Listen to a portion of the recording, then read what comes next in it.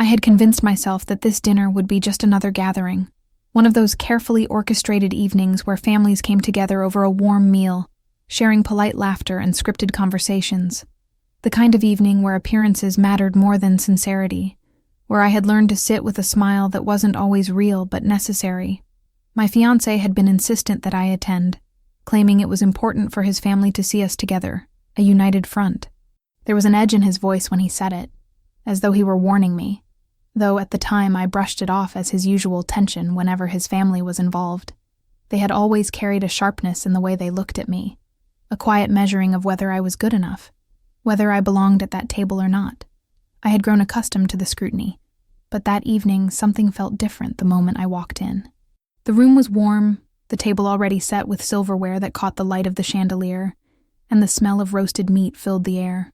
At first glance it seemed normal, but beneath the surface the air was charged, heavier somehow. People spoke, but the conversations had a rehearsed quality, as if everyone knew their role in a play that I hadn't been given the script to. I noticed glances, small, fleeting, but undeniable, passed between his siblings, his parents, and even a cousin I barely knew.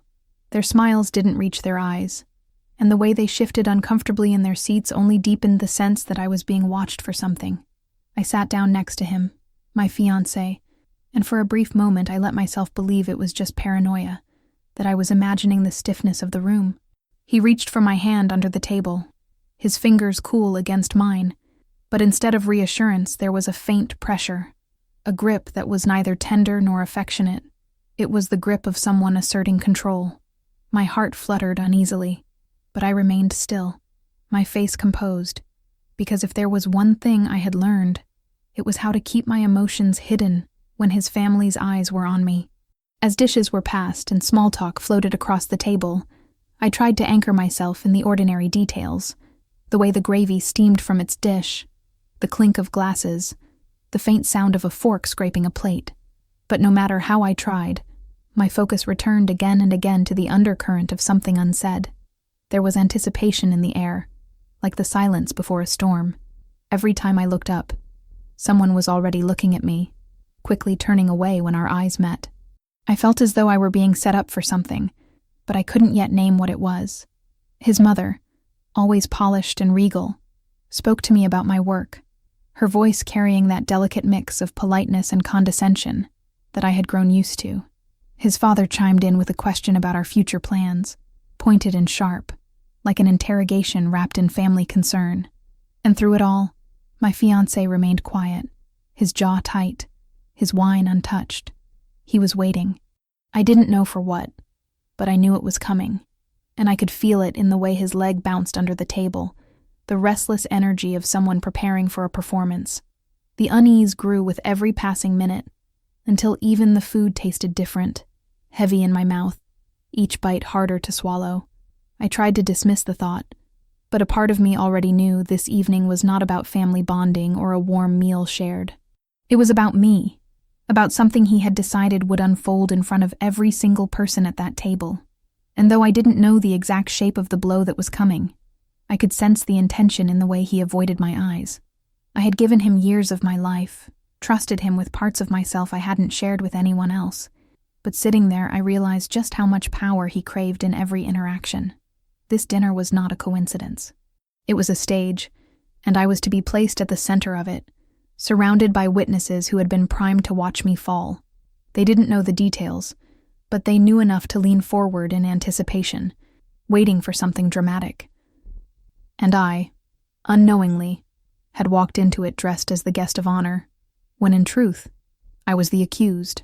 Yet even as the tension pressed against my chest and the dread coiled itself tighter around my ribs, there was another part of me, quiet but steady, that refused to break.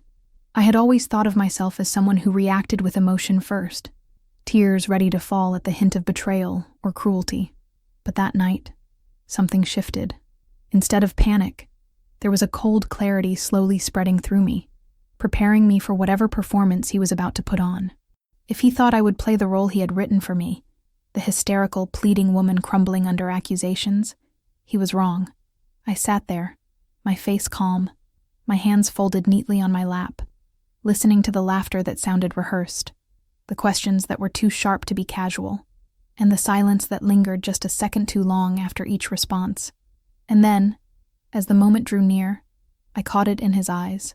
The spark of anticipation, the cruel satisfaction of someone about to pull the rug from beneath me. That was when I understood. This dinner was not about family unity. It was about spectacle. He was about to betray me not in private, but in public, where humiliation would sting deeper because it would be witnessed by all. I didn't know exactly how or when he would do it, but I knew now what I was facing. And so I steadied myself, breathing slowly, watching the way the wine shimmered in my glass, and waited for the curtain to rise on the performance he had so carefully planned. The moment arrived, not with a dramatic cue or a raised voice, but with a silence so sudden it felt unnatural. The clinking of silverware faded. Conversations stopped mid-sentence, and every face turned slightly toward him, as if on instinct. My fiancé pushed his chair back just enough to command attention, without making it seem theatrical, though the timing was too perfect to be accidental. He stood slowly, his expression calculated, his eyes moving across the table until they landed on me with a sharpness that cut through the warmth of the room. For a heartbeat, no one breathed, as if they knew what was coming and were bracing themselves. Then he spoke, his voice steady, heavy, and designed to wound. "She's been cheating on me," he said, as if delivering a verdict, not an accusation. The words did not explode across the table. They seeped into the silence like poison, spreading quickly, infecting every expression, every breath, every glance. His mother's lips parted in shock. His father's hand froze over his glass, and the cousins exchanged quick looks that confirmed my earlier suspicion. They had been prepared for this moment, though not for the raw weight of hearing it aloud. His siblings shifted uncomfortably, torn between disbelief and eagerness to see what would happen next. And me? I sat there, my hands resting gently on the linen tablecloth, my spine straight, my face calm. Inside, my heart pounded so hard it threatened to betray me, but outwardly I gave them nothing. He expected me to break. I could see it in the way he lingered after the words, in the pause that hung just long enough for me to collapse into protest or tears. His eyes narrowed when I didn't move, when I didn't even flinch. Instead, I let his words hang in the air, suffocating not me, but the people around us. The weight of accusation shifted from me to them, because silence after such a statement begged for confirmation or denial, and when I refused to play along, the unease grew thicker. His mother finally leaned forward, her voice low but urgent. "Is this true?" The question was directed at me, but her eyes darted back to her son, searching his face for assurance. He gave a solemn nod, as though he were the noble victim, forced to reveal the ugly truth. I studied him then, the faint curl at the corner of his lips, the carefully painted mask of pain, and I understood that this was not an outburst, but a performance rehearsed in his mind. He wanted to play the martyr, the betrayed man, and he wanted me to crumble under the weight of his accusation, making his role convincing. I said nothing. The silence stretched longer, filling the room with tension so thick it was almost unbearable. His father cleared his throat, attempting to reassert order. "If this is true, it's a serious matter," he said gravely, his eyes flicking toward me with disappointment that had no foundation but the words his son had thrown into the air. Every second I remained calm. Every second I didn't beg or argue. The more the balance of the room shifted, though none of them realized it yet. My fiancé mistook my silence for weakness. He believed that if I wasn't speaking, it was because I was cornered, because his trap had worked. He pressed on, his voice growing louder, angrier, as though he needed to convince not just them, but himself. I gave her everything. I trusted her, and this is how she repays me. Sneaking behind my back, lying to me, embarrassing me in front of all of you. His words tumbled out faster now, like stones rolling downhill, difficult to stop once they had gathered momentum. Each phrase was designed to chip away at me, to create a picture of betrayal so vivid that no one would question him. But in his eagerness, in his performance, I could see the cracks. His gestures were too precise, his words too rehearsed, and the indignation in his voice had the artificial sharpness of a script, not the rawness of a wound. A few of them noticed it too. The cousin who frowned slightly, the sister who tilted her head as if something didn't quite fit. They didn't dare say anything. Not yet. But doubt had been planted. I let him continue, my silence becoming a weapon sharper than any protest. Because the truth was, I already knew where this was going. I knew that he wasn't accusing me to protect himself from hurt. He was accusing me to distract, to bury his own sins beneath a fabricated scandal. He needed me to take the fall so no one would look too closely at him. And the more he spoke, the more desperate he became, the more obvious it would be to anyone willing to see.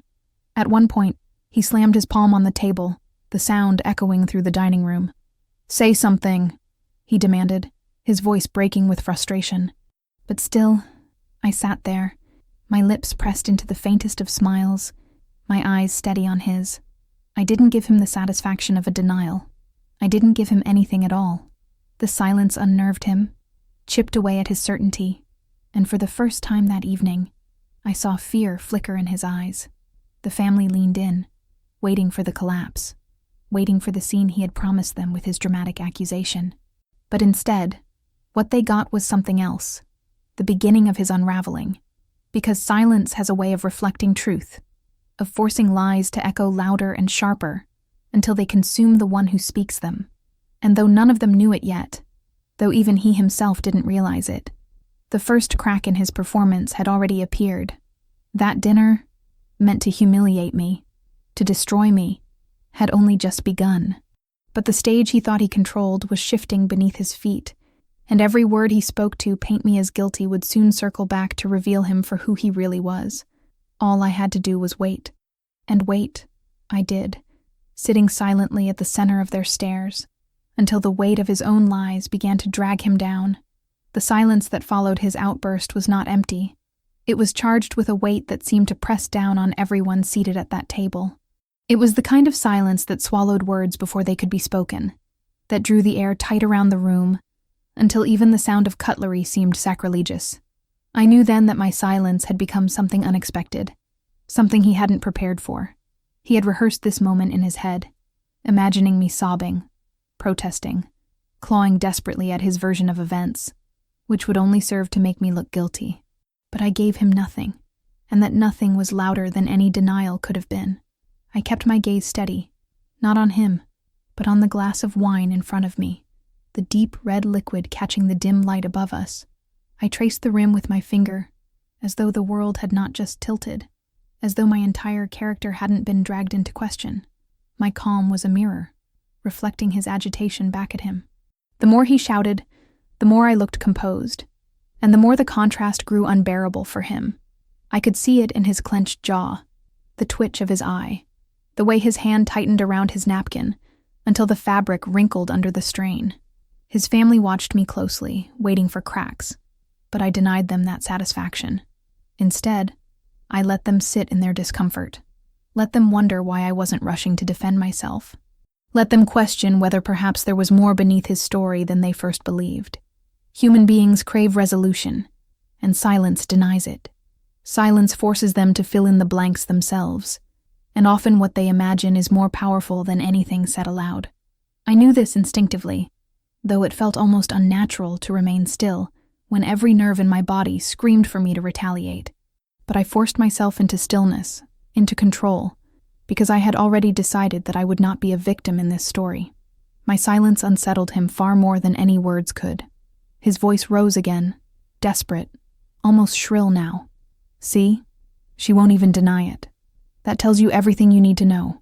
He glanced around the table, searching for validation, for nods of agreement, but found only hesitant stares. His mother shifted in her seat, uncomfortable, and his father rubbed at his temple as if a headache had begun to form. They had expected tears, perhaps a fight, something dramatic to prove his narrative, but instead, they saw me, composed and unwavering, and they didn't know what to make of it. I wanted to laugh then, but I held it in. The irony was that my silence, which he thought would damn me, was undoing him. His voice grew louder, his accusations more frantic, and in trying so hard to paint me as unfaithful, he was exposing the cracks in his own performance. His best friend, seated just 2 chairs away, leaned back and studied him with an expression that was almost clinical, as though dissecting every word, every inflection, every twitch. I noticed it, though I didn't let on. I tucked that observation away, knowing it would matter later. Inside, I thought of everything I had given him. Years of trust, of compromise, of bending myself into shapes that would make him comfortable. I thought of the nights I sat waiting for him to come home, the mornings I excused his distance, the little sacrifices I had made that he never acknowledged. All of it now condensed into this moment where he sought to destroy me with a single accusation. The injustice of it burned, but I did not let the fire show. Instead, I poured it into my silence, into the steady control of my breathing, into the stillness of my body. The more he tried to drag me into chaos, the more I resisted by becoming immovable. And slowly, subtly, I could feel the balance of power shifting. The room that had initially tilted in his favor was beginning to tilt back. Doubt, once planted, was spreading. His words, instead of sounding righteous, began to sound rehearsed. His fury, instead of convincing, began to look performative. And all because I had refused to play the part he had written for me. At one point, his sister spoke up, her voice hesitant. Why would she agree to come tonight if she was hiding something like that? The question was simple, but it sliced through his narrative like a knife. He faltered just for a moment, and I saw it, the crack in his armor. He recovered quickly, deflecting, insisting that I had grown arrogant enough to believe I wouldn't be caught. But the seed was there, and once planted, it would only grow. I realized then that silence was not just survival, it was strategy. By withholding words, I forced everyone else to think, to question, to notice what they might not have noticed otherwise. My silence was louder than his rage, clearer than his accusations. And though the night was far from over, though the truth had yet to be revealed in full, I already knew I had shifted the ground beneath his feet. He had built his stage on lies, but I had discovered the simplest way to let it collapse, by refusing to stand where he wanted me to. So I sat there, steady, calm, letting him unravel before his own family, letting his desperation eat away at his credibility. My silence, once meant to shame me, had become my shield and my weapon. And though no one else at that table could see the full picture yet, I could feel it forming, piece by piece, in the shadows of their doubt. The performance he had prepared so carefully was beginning to slip, and I only had to wait a little longer for the first true fracture to split it wide open. As his voice filled the room again, climbing higher with each accusation, my mind began to drift elsewhere, not as an escape, but as a reminder of the path that had led me here. His words washed over me like waves crashing against stone, loud and insistent, but incapable of breaking through the silence I carried. I thought of the years behind us, years I had given with a kind of blind devotion, the kind that grows out of love and hope, but slowly hardens into habit and sacrifice. In that moment, while his family stared at me with suspicion and his anger rattled the glassware on the table, I felt the full weight of everything I had carried for him, and for us, pressing down on my chest. I remembered the first time he had looked at me with what I thought was tenderness, the way his hand brushed mine as though I were something fragile he wanted to protect. I remembered how those early days had seemed like proof that I mattered, that my life was finally aligning into the shape I had always imagined. There were promises whispered late at night, promises of a future together, of a house filled with laughter and warmth, of dreams that would grow side by side. I believed him. I believed all of it, because to believe otherwise would have meant accepting that I was already pouring myself into an illusion. The sacrifices seemed small at first, the way they always do. The job opportunities I passed on because he said moving away would ruin his career. The weekends I spent at his family's gatherings instead of with my own friends because he insisted they needed me there.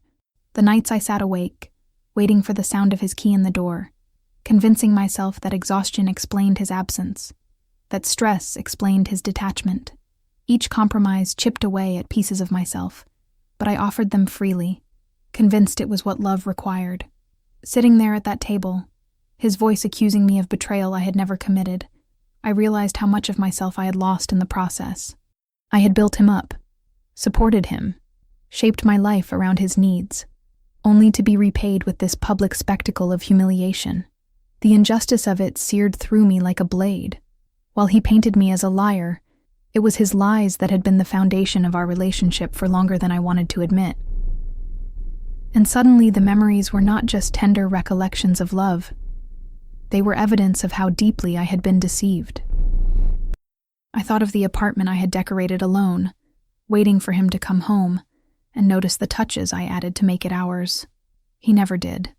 I thought of the birthdays where my gifts to him were chosen with care, and thought, while his to me were hurried, generic, as though the very act of remembering was too much effort. I thought of the countless times I had silenced my doubts, buried my instincts, and chosen to trust his explanations instead of the unease in my gut. And now, under the gaze of his family, I understood that every one of those moments had been setting the stage for this. His father's stern face, his mother's disapproving sigh, the cousin's raised brow. None of them knew the years behind my silence, the sacrifices that made their son look like the man they admired.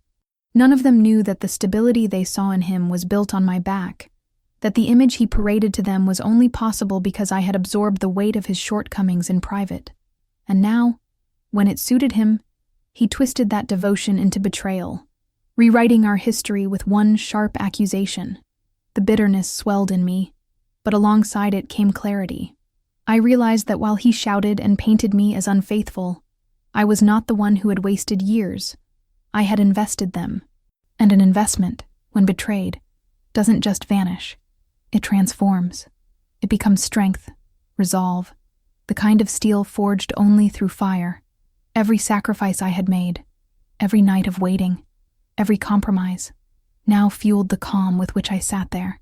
They thought my silence was weakness, but it was the accumulation of every lesson he had unknowingly taught me. I looked around the table, at the faces shifting between doubt and curiosity, and I felt a strange sense of liberation. I no longer needed their approval. I no longer cared about proving myself to them or fitting into their tightly wound expectations. The weight of memory was heavy, yes, but it was also a reminder that I had survived every small betrayal that had come before this moment, and I would survive this one too. More than that, I would rise from it, sharper and stronger than he ever anticipated. He continued to talk, to accuse, his words growing increasingly frantic as he realized my silence wasn't breaking. I let him pour out every rehearsed line, every exaggerated detail, because I knew that with each word, he was not exposing me but himself. And as I sat there, letting the memories of our years together flow through me like a river I could finally see clearly, I understood that this dinner was not the collapse of my life. It was the collapse of his performance. The weight of memory could have crushed me. Instead, it steadied me. It reminded me of everything I had endured, everything I had given, and it whispered to me that this was not an ending I needed to fear. It was the moment I had unknowingly been preparing for all along. And though the evening was still far from over, though the truth had not yet been spoken aloud, I knew with absolute certainty that I would leave that table with my dignity intact, while he would be left with nothing but the ruins of his own lies. The moment arrived almost imperceptibly, slipping into the heavy current of the evening like a subtle shift in the tide. My fiancé's voice had grown louder and more desperate, his accusations multiplying with each passing minute, but their weight was beginning to falter under the sheer strain of repetition. He was circling back over the same lines, rephrasing them, forcing his outrage into sharper tones that no longer sounded convincing, but theatrical. His face was flushed, his posture rigid, and his hand trembled slightly as he lifted his glass, more to shield himself from their questioning eyes than to drink. The family was restless now, fidgeting in their seats, glancing not only at me, but at each other, and I could feel the cracks widening in the story he had woven. It was then that his best friend, seated halfway down the table, cleared his throat softly, a sound so deliberate in its restraint that it cut through the air more effectively than any shout. The room fell into a new silence, not the suffocating kind that followed the first accusation, but the cautious hush of anticipation. All eyes shifted toward him. He leaned back in his chair, his expression calm, almost detached, but his eyes were sharp, fixed squarely on the man who had been so determined to destroy me. "That's an interesting story," he said finally, his voice steady, measured and devoid of the emotion that had begun to corrode the edges of my fiancé's performance. The words themselves were innocuous, but there was a weight in the way he spoke them that made the room shift, as though everyone understood they carried more than curiosity. My fiancé stiffened, forcing a laugh that didn't reach his eyes. "It's not a story," he shot back, his tone too defensive for someone supposedly wronged. "It's the truth. She's been lying to me, and I won't stand here and pretend anymore." But the friend didn't flinch. He swirled the wine in his glass with deliberate patience, as though he had all the time in the world, and then lifted his gaze again, this time with a precision that made the air around us tighten. "Funny," he said, almost conversationally, "because if she's been lying to you, then maybe you'd like to explain some of your own lies first." The words landed like stones on the table, not loud, not shouted, but impossible to ignore. A ripple of unease ran through the family. I saw his sister sit up straighter, his mother's hand freeze midway to her mouth. His father leaned slightly forward, trying to gauge what was coming. My fiancé's face drained of color just enough for me to notice, though he quickly tried to recover, scoffing, shaking his head as though dismissing something trivial. "I don't know what you're talking about," he said, his voice faltering for the first time that evening. But the friend leaned forward now, setting his glass down with a soft but final click against the table. "Don't you?" he asked, his tone still calm, but edged with steel. "Because I've watched you spin this narrative tonight, and frankly, I'm tired of the act. If you're going to accuse her, maybe you should be prepared to answer for the things you've been hiding." The family shifted again, the atmosphere turning electric. Doubt had already been seeded in their minds by my silence, but now it blossomed fully, their eyes moving back and forth between the two men. My fiancé opened his mouth to speak, but nothing coherent came out at first. Only a stammer, a desperate attempt to reassert control. He glanced at me then, as though hoping I would finally break, hoping I would say something to pull the focus back onto myself. But I remained still, my face unreadable, my silence now a shield behind which the truth could unfurl. The best friend did not stop there. He spoke slowly, deliberately, weaving details into the air that no one else at the table had been expecting. He mentioned late nights that did not match the stories my fiancé had told. He spoke of unfamiliar phone numbers, whispered conversations, and the kind of secrecy that didn't belong to someone who claimed to be the betrayed. His words were not embellished or theatrical. They were facts, small pieces of truth laid one after another like bricks forming a wall. And with each one, I watched my fiancé's facade crumble further, the confidence draining from his posture, until he looked less like a man wronged and more like a man cornered. For the first time that night, I felt something shift inside me, not just relief, but vindication. I had chosen silence, had chosen to withhold my defense, and now here was someone else stepping into the void, someone who knew enough to pierce through the lies with precision. His words were not mine, but they echoed what I had always suspected, what I had seen glimpses of but never had proof strong enough to confront. And now, laid bare in front of his family, those suspicions took form, undeniable and sharp. The table was quiet except for the friend's voice, and when he finally paused, the silence that followed was different again. It was no longer suffocating or restless, but stunned. The family looked at my fiancé not with sympathy, but with questions, with suspicion, with the dawning realization that the story they had been fed was not the truth. He tried to laugh again, but the sound was hollow, brittle, and no one laughed with him. His father's eyes hardened. His mother looked down at her plate, as though unable to meet anyone's gaze, and his sister whispered something under her breath that I could not catch, but felt was directed at him, not me. In that moment, I understood that the tide had turned fully. His best friend had not just intervened, he had dismantled the stage my fiancé had built so carefully. And though the night was far from finished, though more truths still lay waiting in the shadows, I knew with absolute certainty that the man who had tried to humiliate me had already begun to lose the very ground beneath him. The performance was over, the mask slipping irreparably, and the audience he had counted on for validation was now watching him with new eyes, eyes that saw not betrayal in me, but in him. And so, I sat there, silent still, letting it all unfold.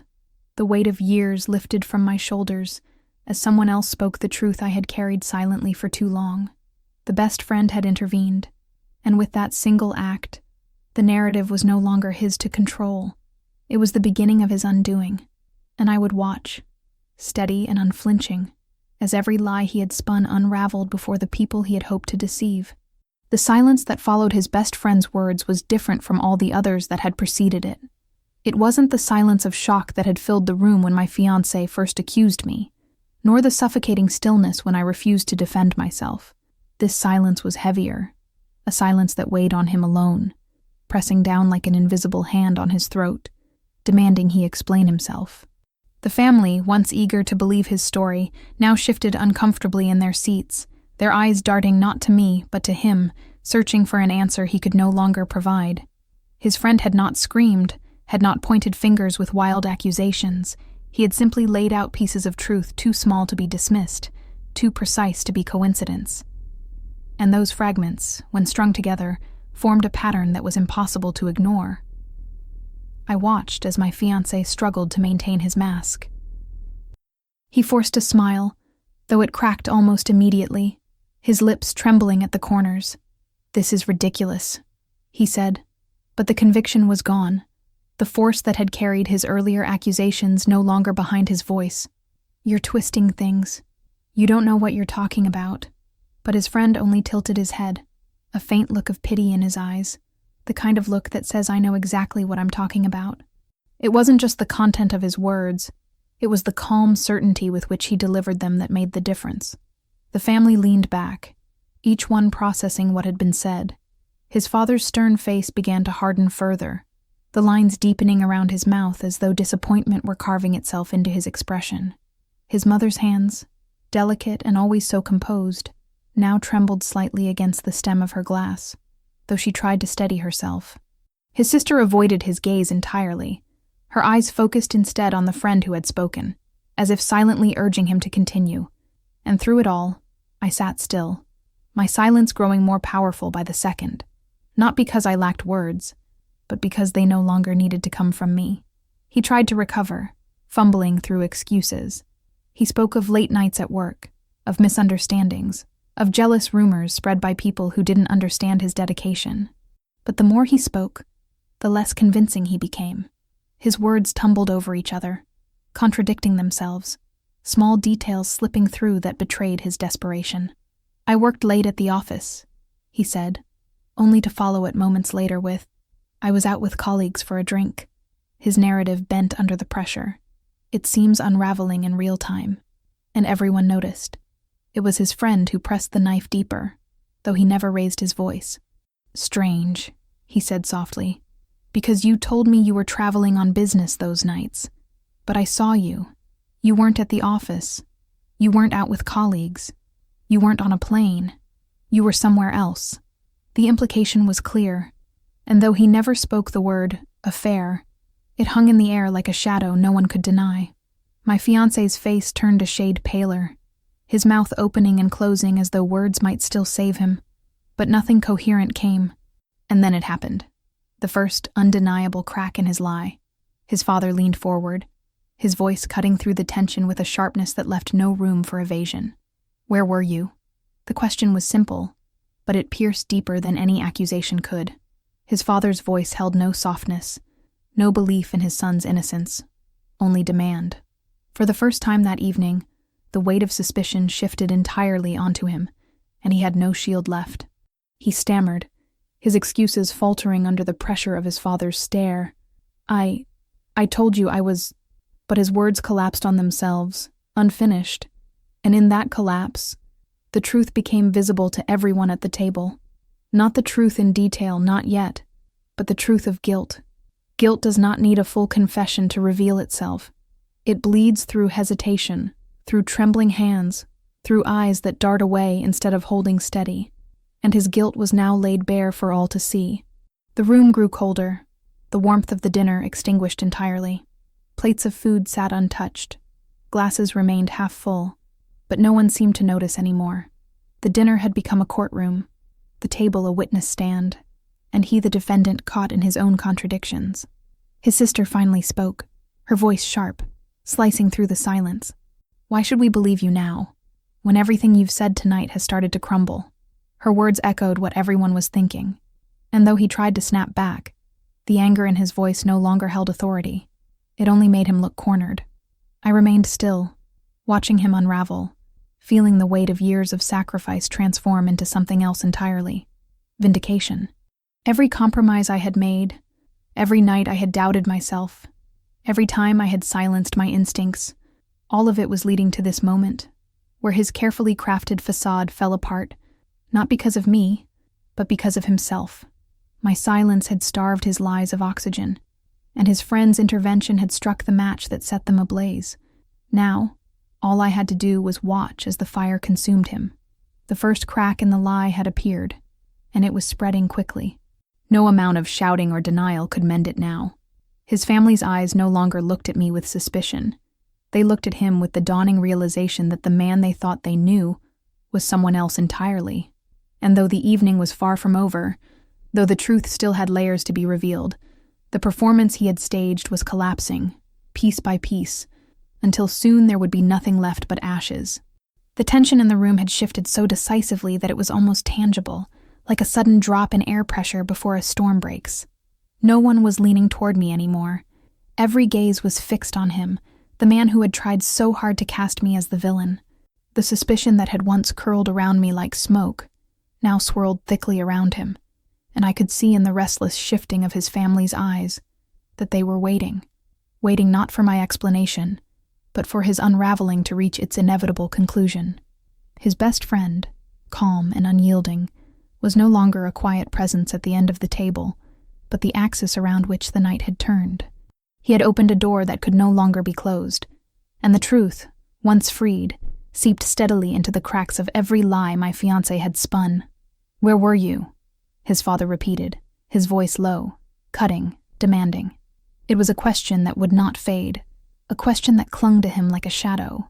My fiancé's lips parted as if he might finally summon an answer, but nothing coherent came out. He stuttered, his face flushed, his hand trembling against his glass as though even the simple act of holding it steady had become too much. His silence now was not my silence. Mine had been deliberate, strategic, a wall against his lies. His was the silence of exposure, the silence of a man who could not keep his story straight. His best friend leaned forward slightly, not gloating, not cruel, but relentless in his precision. "You told me you were in Chicago that week," he said, his voice calm, but carrying like a blade slicing cleanly through the air. "But I saw you at the bar on 7th Street more than once. You weren't alone either." The words hit the table with quiet finality, undeniable, and the ripple of shock that passed through his family was almost visible. His sister's hand flew to her mouth, his mother's face drained of color, and his father's expression hardened into something unyielding. "Who was she?" his sister asked suddenly, her voice sharp and direct, leaving no room for evasion. The question struck harder than any accusation I could have made, because it came not from me, but from blood, his own family demanding answers. My fiancé opened his mouth, but again nothing came. His eyes darted to me, as though hoping I might leap in, shout, deny, argue, create a scene that would shift the spotlight back to me. But I remained still, my hands folded in my lap, my face calm, watching him twist in the silence of his own making. His friend did not stop. "It wasn't just once," he continued, his tone unwavering. "I kept quiet, thinking it wasn't my place, but tonight you crossed a line. You came here with your lies, ready to destroy her in front of everyone, when the truth is, you're the one who's been unfaithful. You're the one who's been sneaking out, telling stories that don't hold together." He paused then, letting the words settle, letting the weight of them sink into the table until no one could deny them. My fiancé tried to laugh, tried to dismiss it with a wave of his hand, but his voice broke under the effort. "This is ridiculous," he insisted, but even to his own ears it must have sounded hollow. "You don't know what you're talking about. You didn't see anything." But his protest was weak, flailing, and it only made the truth shine brighter. His best friend's gaze didn't waver, steady and unflinching, while the rest of the table looked on with the dawning realization that the man they thought they knew was unraveling before them. His father's voice cut through again, sharper now, full of cold authority. "Enough. You accused her of betrayal. You dragged us into this spectacle, and now it's clear the lies are yours. Do you have the courage to admit it? Or will you keep hiding behind your shouting?" The words struck him like a slap, and for a moment he looked like a child caught in a lie, his face pale, his eyes darting, his mouth opening and closing with no defense to give. I felt a strange sense of quiet satisfaction then, not triumph, not gloating, but the deep, steady vindication that comes from truth finally breaking through. I didn't need to speak. I didn't need to defend myself. The truth was no longer mine to prove. It was his to answer for, and in his failure to do so, everything I had endured, every doubt I had swallowed, every sacrifice I had made, found its justification. His sister turned to me then, her eyes full of regret, her voice softer. "I'm sorry," she whispered, though the words were almost lost in the charged air of the room. It wasn't just an apology for that night. It was an acknowledgement that they had been willing to believe the worst of me without question, and now they saw the cost of their blind faith in him. His mother lowered her gaze, unable to meet mine, her shame evident in the way her fingers fidgeted with the edge of her napkin. Only his father remained unyielding, his eyes locked on his son, his disappointment radiating across the table like a blade. My fiancé slumped slightly in his chair, the fight draining out of him. He tried one last time, muttering something about misunderstandings, about people misinterpreting what they saw, but no one believed him now. His words fell flat, his denials empty, and the silence that followed was the silence of recognition, the silence of truth that could no longer be hidden. The dinner was no longer a dinner. It had become a reckoning. The truth had been laid bare at the table, undeniable, unyielding, and though the night still held more to come, the balance had shifted forever. He had set out to destroy me, but instead, before the eyes of those he had counted on as allies, he had destroyed himself, and I, silent and steady, watched as the man who once held my trust collapsed beneath the weight of his own lies. The performance stripped away, leaving nothing but truth in its raw, unforgiving light. The air in the dining room had shifted so entirely that it was almost unrecognizable from the warmth that had greeted me when I first walked in. The plates of food sat untouched, their aromas now heavy and forgotten. And the chandelier above seemed harsher somehow, its light no longer golden, but exposing, unkind. My fiancé sat rigid in his chair, his shoulders hunched, his face pale beneath the flush of humiliation, his fingers fidgeting against the tablecloth as if he might claw his way out of the moment. He had wanted a performance, a grand spectacle where I played the guilty party and he the wounded hero, but the script had been stolen from his hands, rewritten in real time by the calm precision of his best friend and the gathering suspicion of his own family. He was no longer an actor delivering lines. He was a liar caught in the collapse of his own story. It didn't take long for the implosion to begin, because lies, once cracked, have a way of collapsing in on themselves with startling speed. His sister spoke first, her voice sharp with betrayal. "How long?" she demanded, leaning across the table, her eyes drilling into him with a fury that only family can summon. "How long have you been lying to us?" To her, her hand shot out toward me, as though to pull me into the circle of her indignation, a silent acknowledgement that I was not the enemy here, but the one who had been wronged. He sputtered, tried to wave her off, but she wouldn't relent. "Don't you dare sit there and act like the victim," she spat, her voice trembling with rage.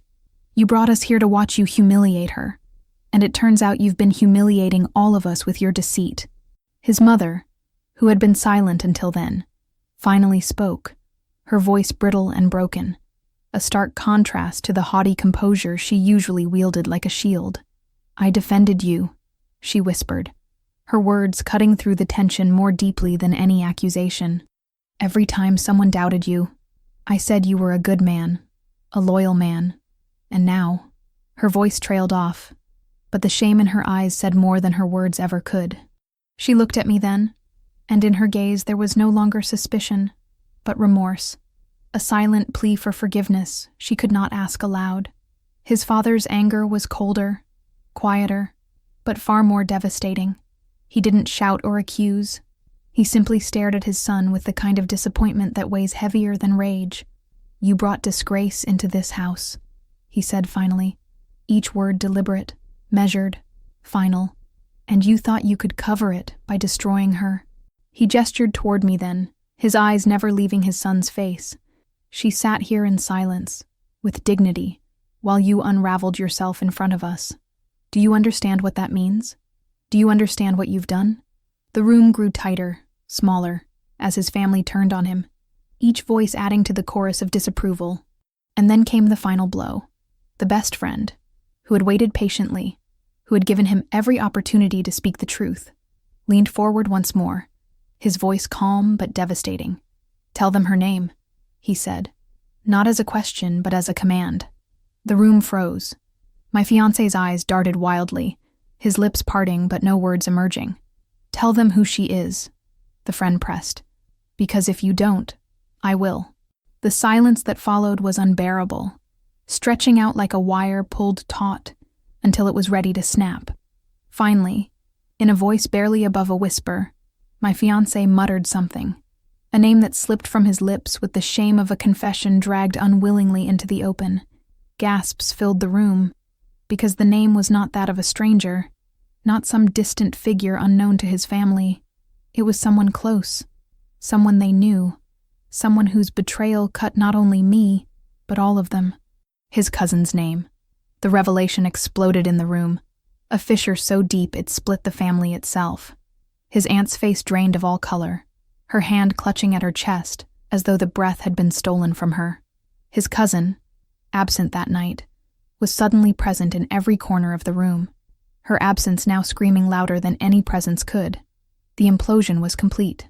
His sister erupted, her chair scraping back violently as she stood, her fury spilling into words so sharp they could have drawn blood. His mother broke into tears, covering her face with trembling hands. His father closed his eyes, shaking his head slowly, as though the weight of his son's betrayal was too much to bear.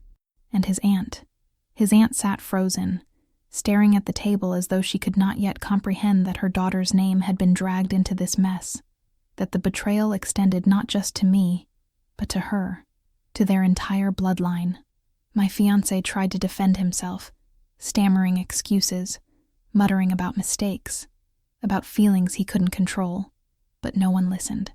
His words were drowned out by the chaos he had unleashed, the family turning inward, accusing, shouting, weeping, as the perfect veneer of their unity shattered before my eyes.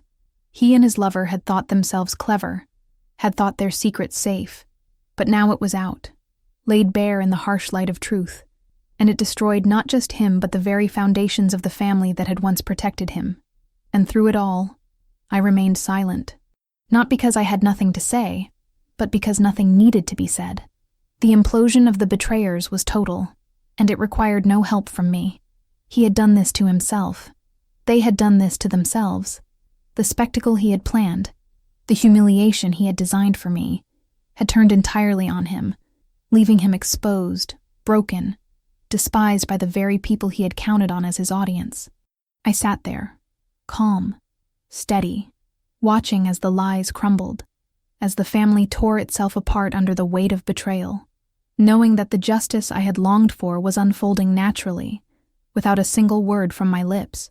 The implosion was not loud in the way he had imagined when he planned my public downfall. It was quieter, more devastating, like a building collapsing from within, its foundation eaten away until nothing remained but dust.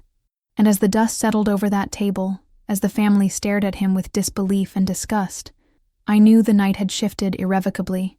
He had not destroyed me. He had destroyed himself. And in the ruins of his lies, I felt the first breath of freedom I had not known in years. The room had become a battlefield, not one fought with fists or weapons, but with truth and betrayal, with the raw wounds of lies laid bare under the harsh light of revelation. The implosion had already torn through him, ripping the mask from his face and leaving behind a figure that no one in that room could reconcile with the man they thought they knew. His family's voices were fractured, his mother sobbing quietly, his sister still seething with fury, His father's silence more damning than words. His aunt stricken with the weight of her daughter's name having been thrust into the center of the shame. My fiancé sat hunched, his face pale, his hands gripping the edge of the table as though holding onto wood might anchor him against the storm that now swirled entirely around him. But storms like this do not pass quickly, and what he had unleashed upon me was now circling back with a force he could not contain. Through it all, I had remained silent, my composure unbroken, my eyes steady. But there comes a moment when silence, though powerful, must give way to the truth one has kept guarded, the kind of truth that does not just reveal, but destroys. And I knew that moment had arrived. He had accused me, humiliated me, tried to strip me of dignity in front of his family, but I had been patient. I had waited, and now it was time for the final blow. Not the whisper of doubt or the ripple of rumor, but the unassailable proof that he was not just a liar and a cheater, but a man whose life was about to unravel beyond repair. I reached for my bag slowly, not with drama, not with haste, but with the deliberate calm of someone who has nothing to fear. All eyes turned to me, perhaps expecting a tear-stained confession, perhaps expecting me to flee. Instead, I placed a small folder on the table, its edges neat, its contents precise, the weight of weeks of quiet preparation contained within. His eyes widened the moment he saw it, a flicker of panic darting across his face like lightning. He knew. He had always underestimated me, but he knew. While you were busy creating stories about me, I said finally, my voice steady, controlled, resonant in the silence that had descended again. I was paying attention to yours. I opened the folder, sliding photographs across the table, each one a shard of truth too sharp to be ignored. Receipts, time-stamped messages, hotel bookings under his name, screenshots of late-night exchanges with the very woman whose absence that night had become louder than any presence. Each piece meticulously gathered, not through confrontation but through quiet observation, through patience he had mistaken for weakness. Gasps broke out around the table as the evidence spread, undeniable in its clarity. His sister snatched one of the photographs, her face flushing with anger as she shoved it back toward him. His father picked up a printed record of a bank transaction, his jaw tightening as he read the details aloud. The sum large enough to sting, large enough to prove not only infidelity but financial betrayal.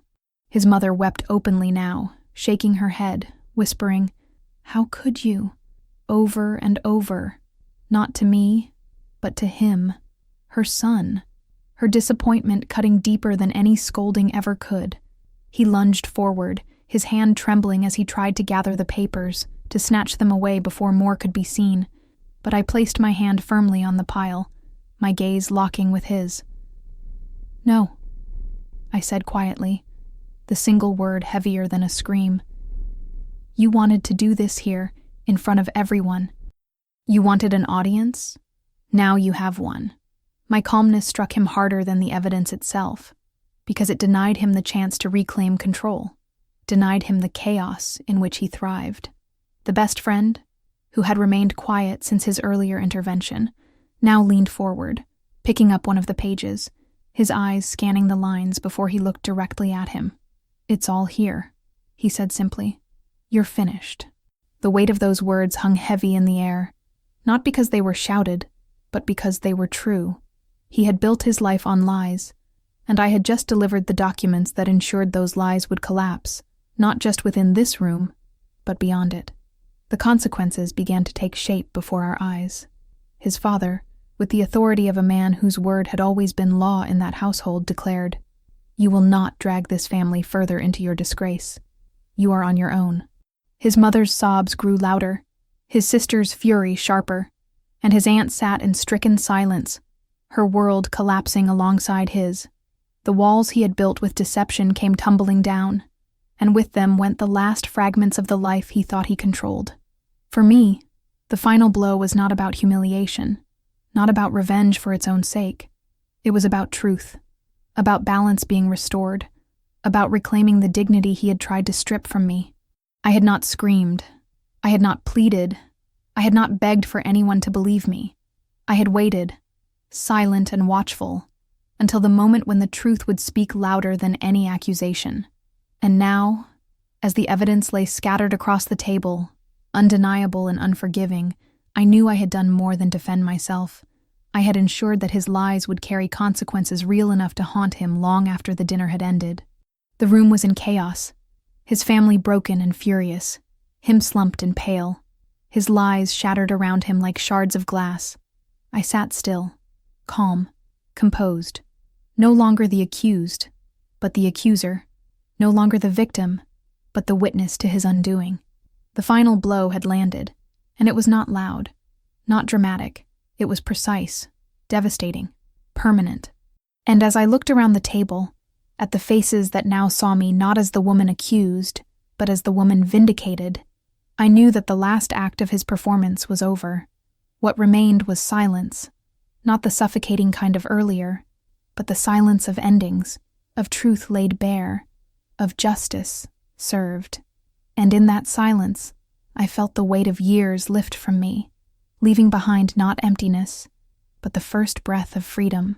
When the night finally drew to its weary conclusion, the table no longer resembled the scene of celebration it had been meant to be. The remnants of food had grown cold, glasses stood abandoned with half-sipped wine staining their rims, and the carefully arranged centerpiece looked forlorn, wilted by the storm that had torn through the room. No one was eating, no one was smiling, and no one looked at me with suspicion any longer.